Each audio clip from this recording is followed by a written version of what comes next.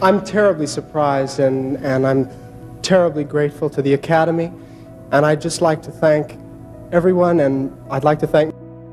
For 9 seasons, one show taught America what it meant to hold a family together. Every single episode ended the same way. The lights went out across a farmhouse in the Blue Ridge Mountain. Voices called goodnight to each other in the dark, one by one, until the house went quiet. Millions of people watched that ritual every week, and millions of people believed it. But behind those goodnight scenes, the Walton family was falling apart. Actors walked away from the biggest roles of their careers. One star left at the height of the show's success and almost never came back. One actor carried a secret that the American government had tried to bury for over a decade. One actress suffered something so serious, it happened right in the middle of filming. And the show made a choice about it that television almost never made in that era. And the actress most people never even knew about is the one whose absence shaped the entire series. Today we're going back to the mountain. Not the one you remember from Sunday nights, the real one. The Waltons premiered in September of 1972 on CBS. It followed a Depression-era family in rural Virginia. 7 children, 2 parents, 2 grandparents, all crowded into one farmhouse, all leaning on each other because there was nothing else to lean on. Creator Earl Hamner Jr. built the show from his own childhood in Schuyler, Virginia. He wasn't inventing hardship. He remembered it. The show became one of the most watched dramas in America. It won the Emmy for Outstanding Drama Series, and it turned a cast of relatively unknown actors into a symbol of something the country badly wanted in the 1970s, stability. What nobody watching at home could see was what that stability was costing the people playing it. This is where it starts, with the actor everyone assumed would stay forever. The eldest son who walked away from everything, Richard Thomas, was 21 years old when he first stepped in the role of John Boy Walton. John Boy wasn't just a character. He was the show's narrator, its emotional center, the eldest son with a notebook full of dreams and a mountain that felt too small to hold him. Thomas won a Primetime Emmy for the role within the first year. By 1973, he was one of the most recognizable young actors on American television. That's when the doubt crept in. Thomas had trained as a stage actor at Columbia University. He watched actors his own age building film careers on a completely different track. And the longer he played John Boy, the more one fear started to grow. What if this was the only role he'd ever be allowed to play?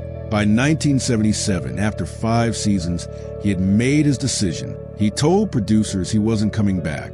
The writers handled it about as gracefully as a departure, like that could be handled. John Boy moved to New York to chase his writing career, which fit the character perfectly, and didn't feel like a trick. The door was left open, quietly, in case Thomas changed his mind. He didn't change it.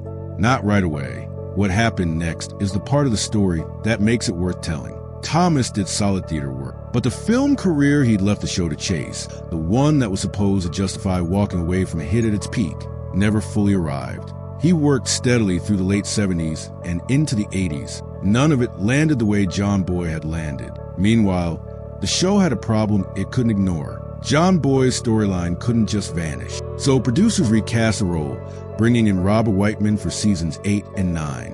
Whiteman was competent, but something was different, and longtime viewers felt it immediately. The center of gravity had shifted. When the Waltons began making reunion movies in the 1980s, Richard Thomas came back. And in interviews since, he said something that stuck with people who followed his career closely. He's admitted that he underestimated what the show actually was back when he was still inside it. He was so focused on what it might be blocking him from becoming that he didn't fully understand what it had already given him. The role wasn't the cage he thought it was at 26. It turned out to be the foundation.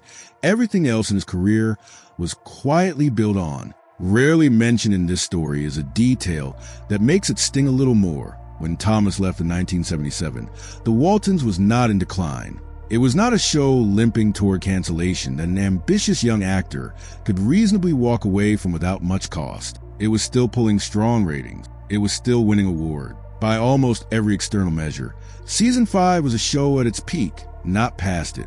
That timing matters. Actors leave failing shows all the time, and nobody questions the logic. Leaving a show at its peak is a different kind of gamble, one that assumes the actor's own talent is bigger than the machine currently amplifying it. Sometimes that gamble pays off spectacularly. Sometimes, as it did for Thomas, It pays off only decades later, and only after the actor has quietly made peace with the fact that the machine mattered more than he wanted to admit at 26. What makes Thomas's story instructive rather than tragic is that he got the rare chance to test his own theory and then revise it in public. Most actors who leave a hit role at its peak never get to come back and say, on camera years later, that they were wrong about what they were leaving. Thomas did, and in doing so, he turned his own departure into something closer to a lesson than a regret. The grandfather who survived something far worse than the Depression, Will Gere played Grandpa Zebulon Walton from the very first episode. To most of America, he was simply the weathered old man on the porch, telling stories, holding the family's history together with nothing but patience and a rocking chair. What audiences didn't know is that the man playing their favorite grandfather had spent over a decade being systematically shut out of his own profession by his own government. Gere had been an actor and activist since the 1930s, deeply tied to labor organizing and left-wing political causes. He was close friends with folk singer Woody Guthrie. And when the House Un-American Activities Committee began investigating communist influence in Hollywood in the late 1940s, Gere's name came up.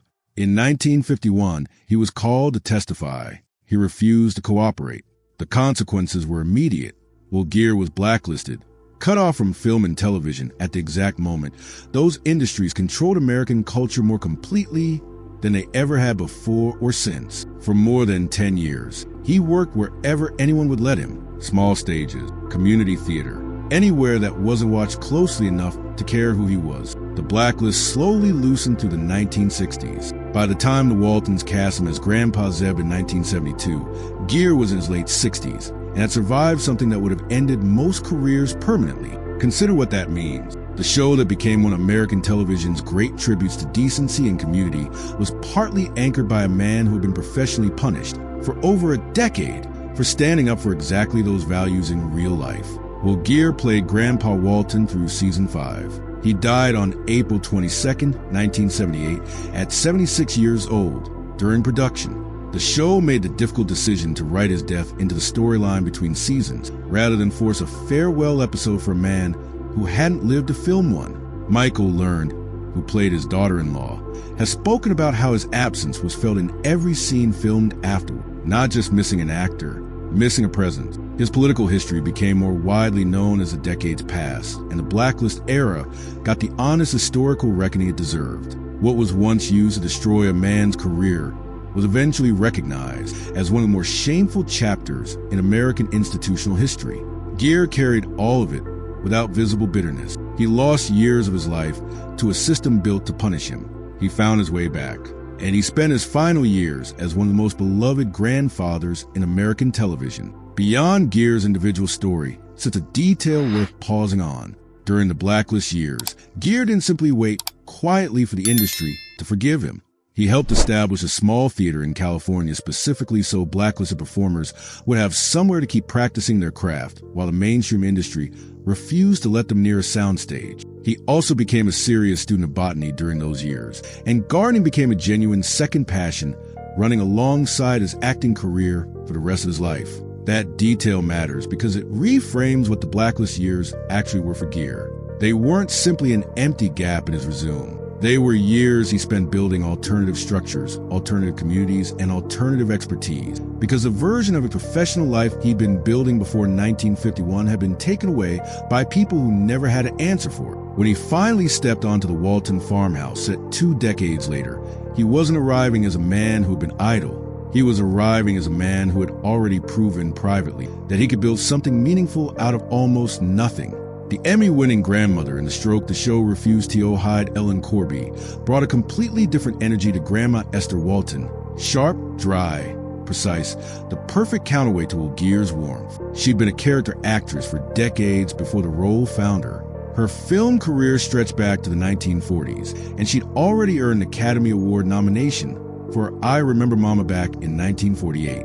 By the time she joined the Waltons in her 60s, she knew exactly what she was building and how to protect it. The audience responded immediately. Grandma Walton became one of the show's most quoted, most beloved characters, a woman who could deliver an entire scene's worth of meaning in a single look. Corby won 3 Primetime Emmy Awards for the role in 1973, 1976, and 1977. Then, in November 1976, During production of season 5, Ellen Corby suffered a severe stroke. She was 66. It affected her speech. It affected her mobility. And for a while, whether she could return to a demanding weekly production schedule at all was genuinely uncertain. The show's creators had a decision to make about how to handle her absence, and for that era of television, they made an unusually thoughtful one. They didn't quietly recast the role. They didn't send Grandma Walton off to visit distant relatives indefinitely and hope nobody noticed. They wrote the stroke directly into the show.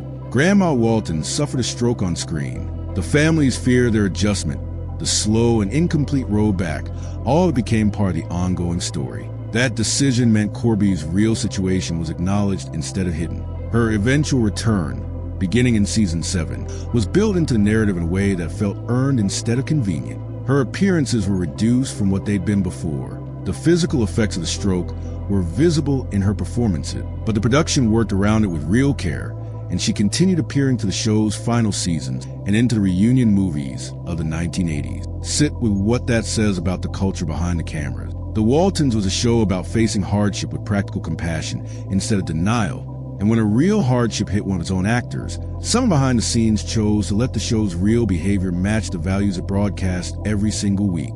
That kind of alignment doesn't happen by accident. Consider how differently the situation could have gone. In the television industry of the 1970s, the far more common response to a lead actress's stroke was quiet, permanent removal, a character sent away for vague family reasons that never got explained, followed by a slow fade from the credits until nobody quite remembered why she'd stopped appearing. That pattern played out on other shows in the same decade, and it usually left the actress with no storyline, no closure, and no clear path back even if her health improved. Corby's situation went differently largely because of the specific people involved and the culture Earl Hammond Jr.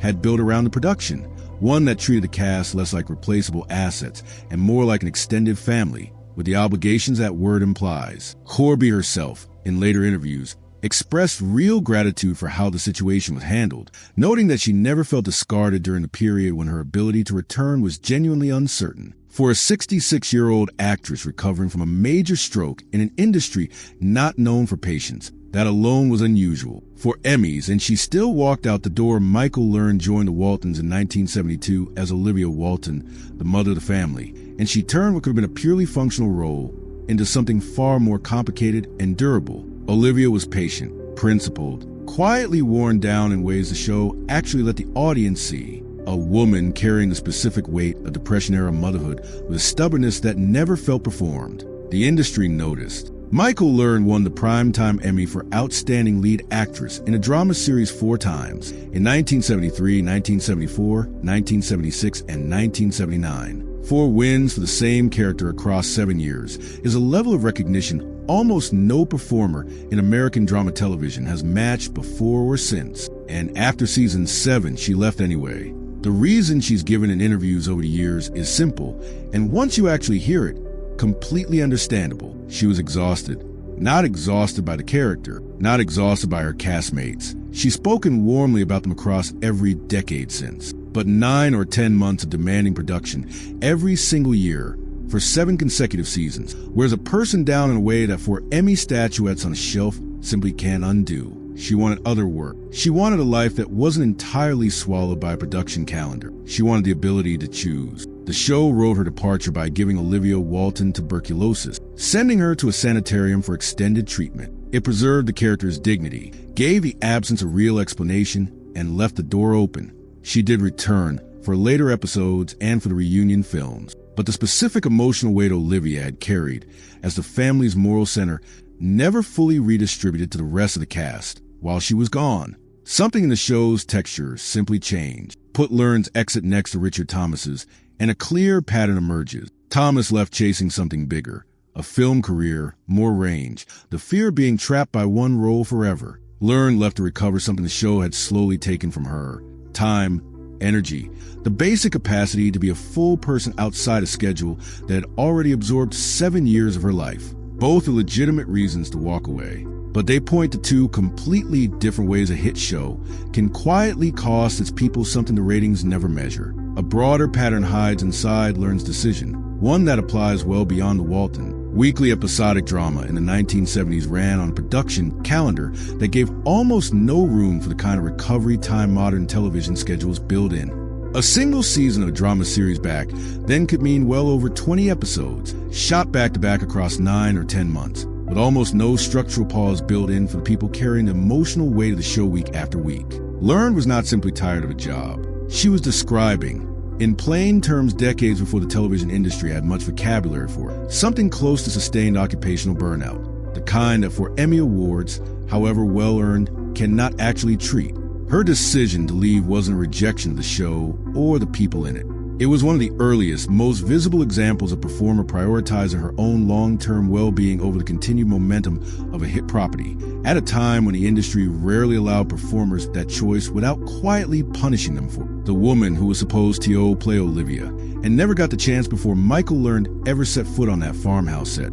Another actress had already been cast as Olivia Walton. Her name was Patricia Neal, and in 1972, she was one of the most celebrated dramatic actresses in Hollywood. An Academy Award winner for HUD in 1963, with a kind of interior depth very few performers of her generation could match. Earl Hamner Jr. wanted her specifically. He believed Olivia needed a quality that was grounded, weathered, and quietly formidable enough to anchor a family of 9 without overpowering a single one of them. He thought Neal had exactly that. But here's what almost nobody watching the show ever knew. In February of 1965, while pregnant with her 5th child, Patricia Neal suffered 3 massive strokes in rapid succession. She was 39 years old. The strokes left her partially paralyzed. Her speech and cognitive function were significantly affected.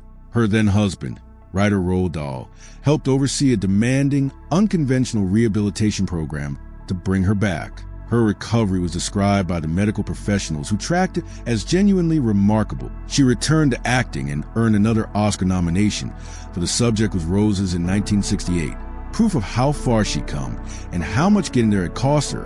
By 1972, Neal was working again, but the sheer physical demand of a weekly television drama, the pace, the volume of dialogue, the need for total consistency across an entire production season was more than her health could reliably support. She withdrew from the Waltons before filming ever began. Michael Learn was brought in to replace her. Pause on that for a second. The show 9 seasons American audiences fell in love with, built entirely around Michael Learn's specific version of Olivia Walton, was constructed on a role originally written and cast for someone else entirely. Neal went on to keep working through the 1970s and beyond, proving her talent had survived everything she'd been through. But she never played Olivia Walton, the version of the show that almost existed, the one built around Patricia Neal instead, remains one of American television's quieter what-ifs, close enough to have almost happened, different enough to still be worth wondering about. What did Neal's withdrawal actually protect? Had she pushed forward and taken the role despite her health, and had her condition worsened under the demands of a weekly shooting schedule, the production could have faced exactly the kind of crisis it later faced with Ellen Corby, except during its very first season, before the show had built any audience loyalty or any established way of handling a lead actress's medical emergency on screen. Neal's decision to step back before filming began may have quietly spared the production a crisis. It wasn't yet equipped to survive.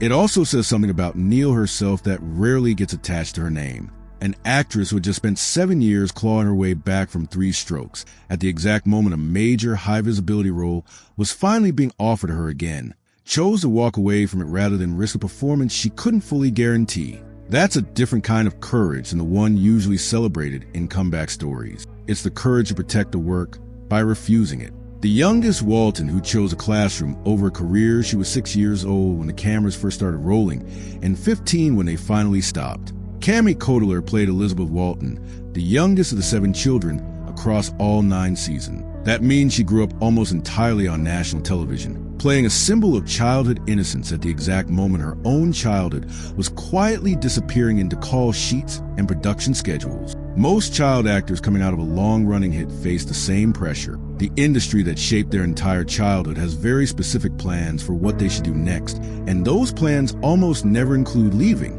Cami Cotler left anyway, completely. When the Waltons ended in 1981, she didn't chase the next role or the next series. She went to college. She became a teacher, a decision that takes real conviction when you're making from the position of being one of the most recognizable young faces in American television. In later interviews, she's talked about that choice with a clarity that stands out precisely because there's no visible second guessing in it. The industry she grew up inside simply wasn't the life she wanted as an adult. Teaching was, so she taught. What makes her story land, especially next to everyone else's, is how uncomplicated it looks from the outside. No comeback attempt, no slow fade, just a clean exit from a world most people in her position would have found nearly impossible to leave. The musical Walton who let the music pull away the guitar and piano Walton. That's how longtime fans still describe Jason Walton, the son who processed the world through sound instead of words, and the role belonged to John Walmsley for all 9 seasons. That wasn't an accident of casting. Walmsley was a genuinely trained musician before he was ever an actor, and the show built the character directly around that. What the audience watching Jason play guitar on the porch every week couldn't have known was that the tension written into the character, staying on a mountain versus chasing something the mountain couldn't hold, was entirely fiction. Walmsley had real musical ambitions that had nothing to do with the show, and 9 months production every year made those ambitions genuinely hard to chase. He stayed through the entire run. Unlike Richard Thomas, he never tested what waited on the other side mid-series. But once the show ended in 1981, his path made it obvious where his real investment had always been. He moved toward music composition and production instead of continuing to chase acting roles. A career built around what Jason Walton had loved on the page, not around the industry that had made Walmsley famous in the first place. His story is different from almost everyone else's on this list, specifically because it doesn't read like an exit.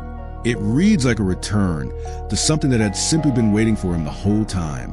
What staying actually cost the Waltons asked something of its cast that most productions never say out loud, but that everyone involved eventually feels. It asked them to be week after week.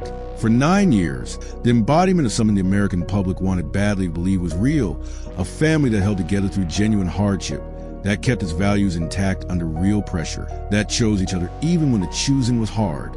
That's a significant thing to carry, year after year, for the entire run of series. Ralph Waite played John Walton Sr. across all 9 seasons, and his own experience carried a private weight the audience never saw. Waite managed alcohol dependency during parts of production, something he became candid about only in later years. He stayed through the entire run anyway, showing up to scenes that required him to embody steadiness during periods when he was privately fighting something serious. He later became an ordained minister. The religious thread that had always run quietly through the Walton family story seemed to take on real personal meaning for him, beyond the material itself. He remained connected to the show's legacy through reunion productions until his death in 2014 at 85. The younger cast members carried their own weight, different in kind but no less real. Growing up publicly while playing Aaron Walton for all 9 seasons left its own mark on Mary McDonough, who has spoken openly about the body image pressure she experienced as a young actress on the show, and about health struggles connected to that pressure that stayed with her for years after production ended. Judy Norton, who played Mary Ellen Walton for the entire run, has described a similar difficulty in her own words, growing up publicly, being watched and loved as a character, while quietly working out who she actually was underneath it. Growing up on screen in a show specifically built around wholesome family life created a kind of scrutiny nobody behind production had built any real mechanism to help young actors handle. This is in some ways the thread that ties the entire cast together, adults and children alike. The Waltons succeeded precisely because it felt authentic, because audiences believed week after week that they were watching something close to a real family rather than a set of hired performers reciting lines. That believability was the show's greatest asset. It was also quietly one of its heaviest demands. The more convincingly the cast embodied warmth and togetherness on screen, the more the audience expected those same qualities to come effortlessly to the people delivering them, leaving very little public space for any of them to simply be human, tired, or struggling without disrupting the illusion the whole show depended on. That's a trade nearly every long-running, beloved series makes with its cast, whether anyone signs off on it explicitly or not. The more real a show feels to the people watching it, the harder it becomes for the people making it to be seen as anything other than the characters they play. Richard Thomas came back for the reunion movie. So did Michael Learn. So did nearly everyone still living, across specials that aired through the 1980s and into the 1990s, reassembling a family that had been through more together than the show ever put on screen. The Waltons premiered in September of 1972. It climbed to the top of the Nielsen ratings, won the Emmy for Outstanding Drama Series, and ran 9 full seasons before ending in 1981. Earl Hamner Jr. built out his own memories of growing up in Schuyler, Virginia, and watched it become something far larger than any single person's memory could account for. It gave a generation of American viewers something they were actively searching for in the 1970s: stability, continuity, people who stayed. What it cost the people who built that image is a quieter, harder story than the one those goodnight scenes ever told. The Waltons spent 9 seasons making the case that a family is most itself when it refuses to let go of each other during the hardest years. So what does it mean that the people who built that family kept leaving, kept carrying things the show never once put on screen, and kept coming back anyway? Not because any contract required it, but because something about what they built together was still worth returning to. Does that make everything the show said about family feel more true? Or does it make it harder to sit within a simple goodnight? Tell us what you think in the comments below.